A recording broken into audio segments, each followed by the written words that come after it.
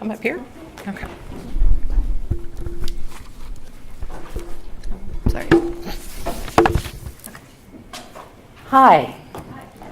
I am Karen Francois, and I'm the Director of Employment Equity at the City of Minneapolis, and I'm also, as of, I guess, about 6 months ago, the Interim Director of Contract Compliance.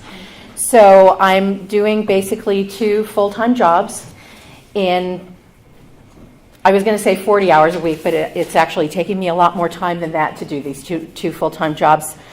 So I just want to talk a little bit about some of the things that the City of Minneapolis is doing to address the, especially racial equity issues. And as the director of the Employment Equity Division, we have been tasked with looking at opportunities where the city can address the employment disparity, which I'm sure all of you here know is the worst in the Twin Cities, the worst disparity between whites and non-whites in the country.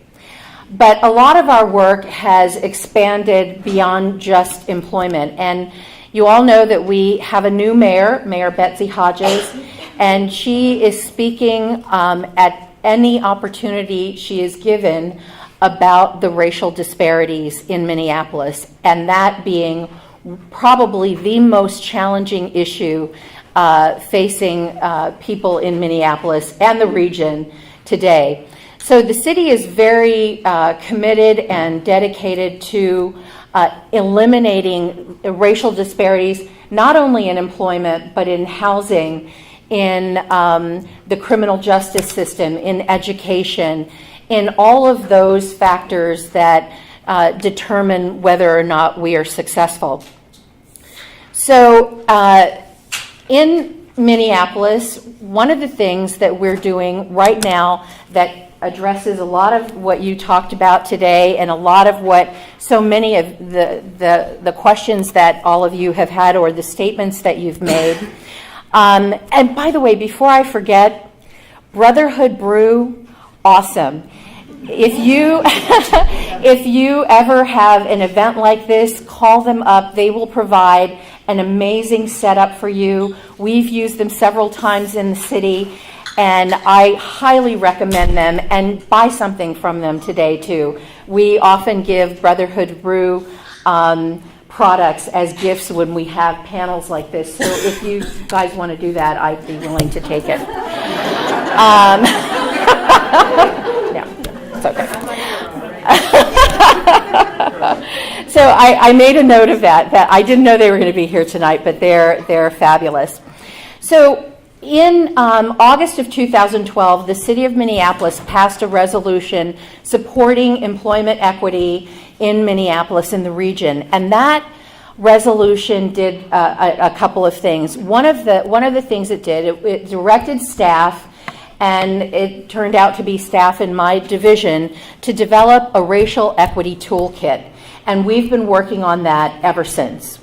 I'm going to talk a little bit more about that in a second, but the other thing it did was it officially made the City of Minneapolis a part of a regional effort at eliminating employment disparities called Everybody In.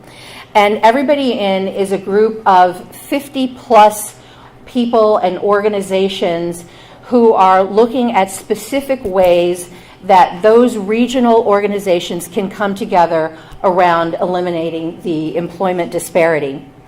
One of the other things that the Employment Equity Division is involved with and has developed, and I was talking to Dale earlier, and I was saying I've only been with the city for 2 years, and my job actually was created in response to the employment disparity and the fact that it's the worst in the nation.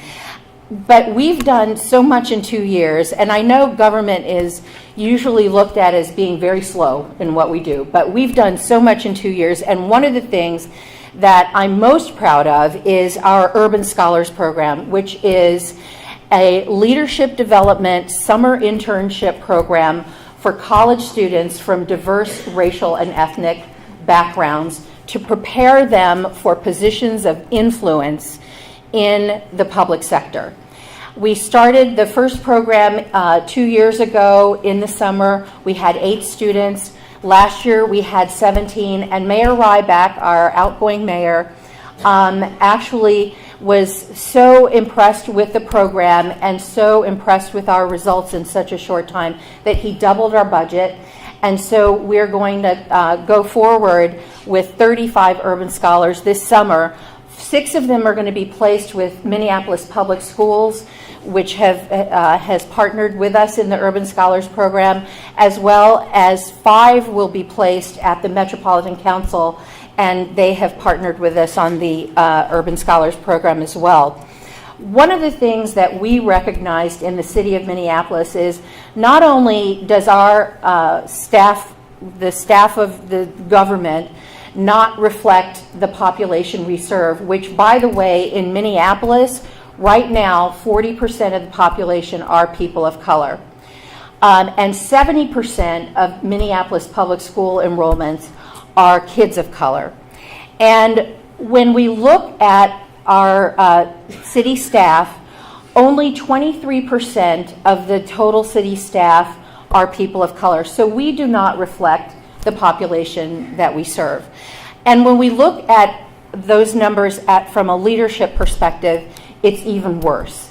And so we are preparing young people, young college students of color, for positions of leadership for a population, as Jane said, is going to be increasingly diverse. And one day, we're probably looking at a situation where the majority is the minority. So we are preparing these kids for that, and the program has been highly successful. If you know of any college kids who are currently enrolled in undergraduate or graduate school, it's a paid summer internship program. We have a partnership with the Shannon Leadership Institute at the Wilder Foundation. They provide 2 hours each week of leadership skills development. We have a partnership with the Toastmasters International, who helps the urban scholars to increase their communication skills. And so it is a leadership development program, and we have developed partnerships in the community to make sure that these kids are going to be prepared. Please also let me know when I'm going over time. I want to go back to the toolkit, because we just this morning released a draft of the toolkit to all of our department leadership, and it was very well received. Back in October, we had an introduction to racial equity training for leadership from the City of Minneapolis, from the Metropolitan Council, from the Minneapolis Parks and Rec Board, and from Minneapolis Public Schools, that was facilitated by a partnership that we've developed with the City of Seattle, who many of you may be familiar with their Race and Social Justice Initiative, which is probably the best racial equity program in the country right now. And so we had their director of their Civil Rights Department and the manager of their Race and Social Justice Initiative come out and do some training. I was talking with some folks from OAP, which is the Organizing Apprenticeship Program, about doing more trainings. We want to have every city staff, as Seattle has done, trained in a racial equity orientation over the next couple of years. Just the way we're modeling our program. We're not trying to reinvent the wheel, but we're modeling our program and adapting it for Minneapolis. We're modeling it after what Seattle has done. Our toolkit consists of 4 guides. A program guide that will help departments to assess current, existing, and future programs, practices, policies, procedures. It will help them to interrupt their decision-making process, interrupt their thought process, to look at whatever they're trying to achieve through a racial equity lens.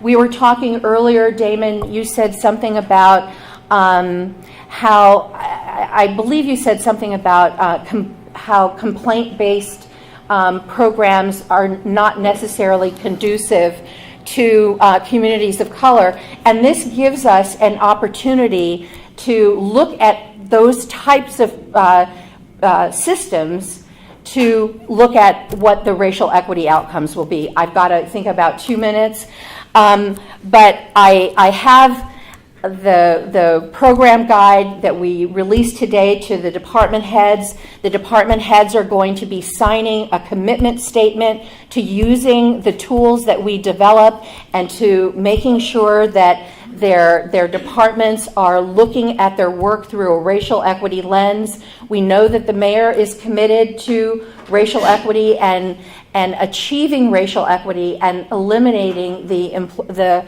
disparities across the board. And if you want to talk to me a little bit more about that later, I would be happy to do that. So thank you very much.